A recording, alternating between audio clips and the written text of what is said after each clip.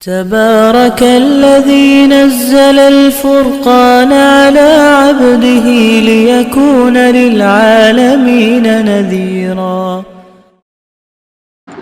بسم اللہ الرحمن الرحیم نحمده ونصلی علی رسوله الکریم اما بعد فاعوذ باللہ من الشیطان الرجیم بسم اللہ الرحمن الرحیم.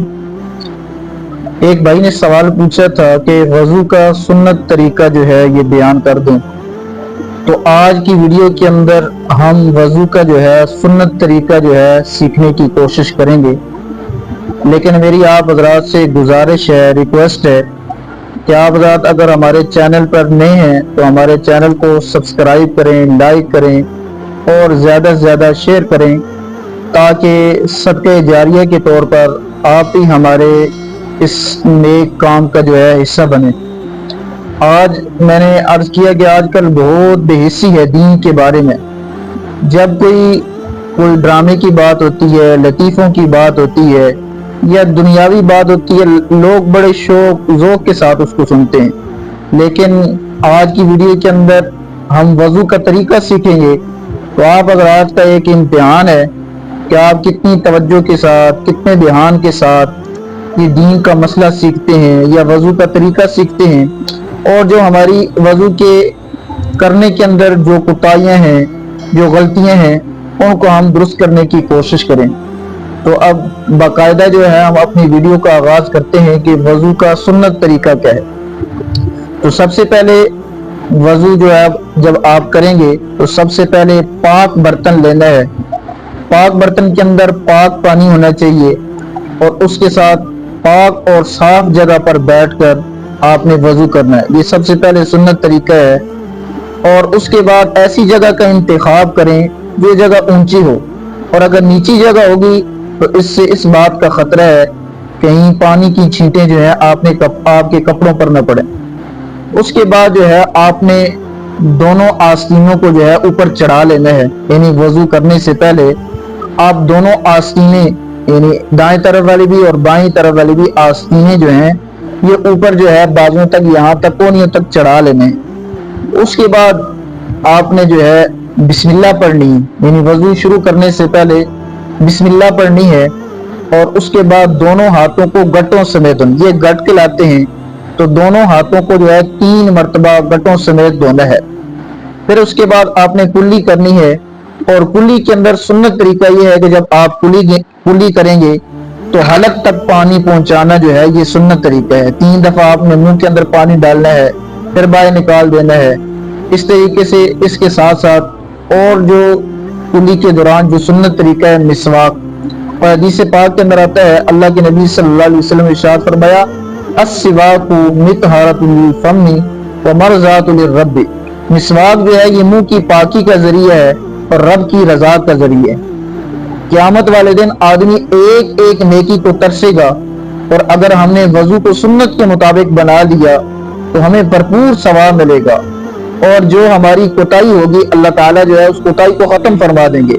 اور اللہ تعالیٰ نے وضو کے ساتھ جو ہے ہمارے کتنے نیکیوں کا اضافہ کیا کہ جو آدمی وضو کے ساتھ مسواک کی سنت کو زندہ کرے گا اور اسی حالت کے اندر نماز پڑھے گا 70 گنا نماز کا ثواب زیادہ ملے گا. اس لیے جو ہمارے بہن بھائی جو سامعین سننے والے ہیں ان کو چاہیے کہ مسواک کا جو ہے اہتمام کریں. اور اس کے بعد جو ہے ناک کے اندر پانی ڈالنا ہے. ناک کے اندر سنت طریقے سے پانی ڈالنے کے طریقے یہ ہے کہ دائیں ہاتھ سے آپ نے پانی ڈالنا ہے اور بائیں ہاتھ کی چھوٹی انگلی کے ساتھ آپ نے 3 دفعہ ناک کو صاف کرنا ہے. 3 دفعہ آپ نے، اور ناک کی نرم ہڈی تک پانی پہنچانا جو ہے یہ سنت طریقہ ہے. تو وضو کے اندر جو ہے سنت طریقہ جو ہے ناک کے اندر پانی پہنچانے کا یہ ہے کہ آپ نے دائیں ہاتھ کے ساتھ پانی ڈالنا ہے اور بائیں ہاتھ کی چھوٹی انگلی کے ساتھ ناک کو صاف کرنا ہے اور ناک کی نرم ہڈی تک آپ نے پانی پہنچانا ہے. یہ سنت طریقہ ہے. اس کے بعد آپ نے چہرے کو دھونا ہے. چہرے کو دھونے کا سنت طریقہ یہ ہے کہ بہت سے لوگ اس کے اندر یہ غفلت کرتے ہیں، جب چہرے کو دھوتے ہیں تو پانی کے تمانچے منہ پر مارتے ہیں. یہ خلاف سنت ہے. آپ نے اپنے ہاتھوں کے اندر پانی ڈال کر آرام سے اپنے چہرے کو دھونا ہے 3 دفعہ.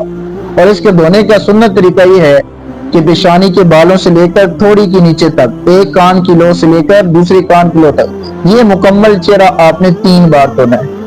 اس کے بعد آپ نے دونوں ہاتھوں کو جو ہے کونیوں سمیت دھونا ہے۔ اس کے اندر بہت سے مسلمان بہن بھائی غفلت یہ کرتے ہیں کہ جلدی جلدی جب وہ اپنے ہاتھوں کو دھوتے ہیں تو ان کی کونیاں خشک رہ جاتی ہیں، حالانکہ پچھلی ویڈیو کے اندر یہ بات گزری ہے کہ وضو کے 4 اعضاء ہیں، اور اگر یہ 4 اعضاء ان میں سے ایک عضو بھی، ایک بال کے برابر بھی خشک رہ گیا تو وضو نہیں ہوگا، وضو نہیں ہوگا تو نماز نہیں ہوگی۔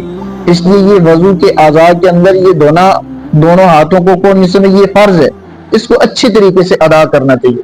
اور اس کے بعد پھر مسح آپ نے کرنا ہے۔ مسح کا سنت طریقہ یہ ہے کہ آپ نے یہ 3 انگلیاں الگ کر لینی ہیں، یہ 2 انگلیاں الگ کر لینی ہیں۔ سب سے پہلے آپ نے اپنی ٹوپی ہے تو ٹوپی کو اتاریں گے، اس کے بعد سنت طریقہ یہ ہے کہ یہ 3 انگلیاں جو ہے آپ سب سے پہلے جو ہے پورے سر پر، یعنی سر نیچے تک گردن تک لے جائیں گے۔ اس کے بعد پھر دوبارہ آپ نے واپس لانی ہے اور کانوں تک لا کر آپ نے پھر کانوں کا مسح کرنا ہے۔ کانوں کے مسح کے اندر یہ ہے کہ یہ 2 انگلیاں آپ نے کانوں کے اندر ڈالنی ہے اور یہ انگوٹھے دونوں یہ کانوں کے بائیں، اس کے اندر آپ کے 3 مسح ادا ہوں گے۔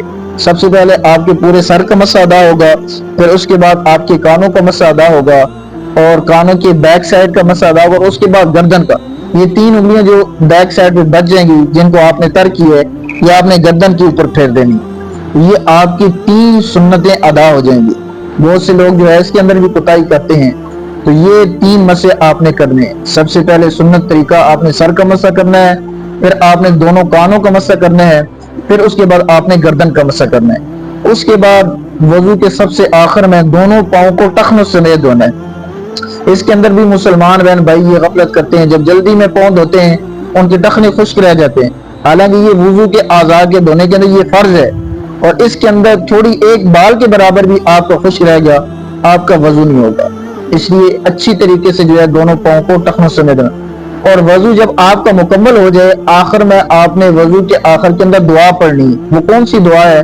وہ دعا ہے اشہد ان لا الہ الا اللہ وحدہ لا شریک لہ واشہد ان محمدا عبدہ ورسولہ اللہم اجعلنی من التوابین واجعلنی من المتطہرین۔ یہ وضو کا آسان اور بالکل جو ہے آپ حضرات کے سامنے میں نے یہ طریقہ عرض کر دیا ہے۔ جو میرے بہن بھائی جو ہے جنہوں نے ابھی تک وضو کا طریقہ نہیں سیکھا ہے، اس ویڈیو کو جو ہے اچھی طریقے سے پہلے خود سماعت کریں، پھر ہماری ویڈیو کو جو ہے صدقہ جاریہ کے طور پر، اگر آپ ہمارے چینل پر نئے ہیں سبسکرائب کریں اور اس کو زیادہ سے زیادہ شیئر کریں، تاکہ آپ حضرات بھی جو ہے اس نیک کام کے اندر ہمارے ساتھ جو ہے شامل ہو سکیں۔ اللہ تبارک و تعالی ہمارا حامی اور ناصر ہو۔ اللہ تعالی ہمیں دین کی مسائل کی صحیح سمجھ عطا فرمائے۔ وآخر دعوانا الحمدللہ رب العالمین۔